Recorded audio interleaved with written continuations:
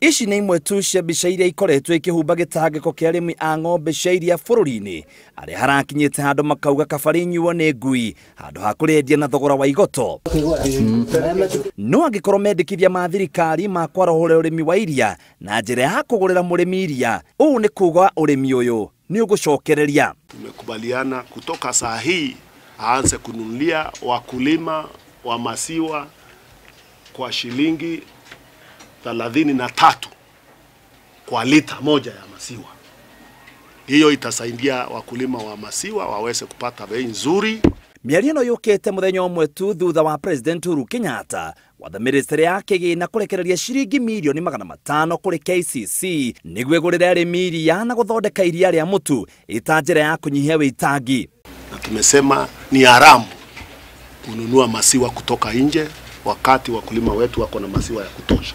Na serikali imesema itachukua hatua kwa yeyote yule ataendelea na hiyo kinyume ya kuendelea kununua maziwa kutoka nje ya Kenya. It's actually a price that we've considered so many other factors in processing, production, and we believe that this is a good price for the farmers for now. But I have said that the forces of supply and demand will still kick in. So this is not a static price that milk will be bought at a 3.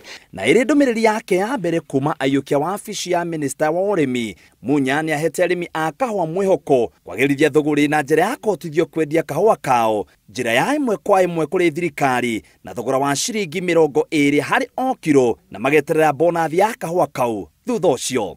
Na hiyo tunahesabu kama 40% ya value ya kahawa tukitazama bei ya kahawa ambayo iko kwa sasa. ICT na sisi tunafanya hii, tunaweka hiyo platform ya payment ambayo mkulima atalipwa yeye mwenyewe, atakuwa hata na kadi yake na namba yake ambaye itakuwa ikitumiwa kwa mambo yote ambayo serikali na huduma yoyote ile serikali inataka kupeana kwa sekta ya kahawa. Mũrĩmi wa kahũa akoretwo akĩnyamario nĩ mabroka marĩa ministry ya ũrĩmi ĩhotorete kũnina. Munya oho nĩ arũgamĩtie ũgũri wa mũcere kuma mabũrũri ma nanja akiuga thirikari nĩ kũgũra mũcere ũrĩa ũrĩ icigo ciothe bũrũri-inĩ kuma kiumia gĩũkĩte. Ijumaa hii tutakuwa huko Mwea tukiongea na wakulima wa Mwea na members wa Mwea Multipurpose Cooperative Society tuweze kuwanulia mchele wao kwa bei nzuri, ndio pia waweze kusaidika kama wakulima wale wengine. Pia wiki ijayo tutaelekea huko Kano.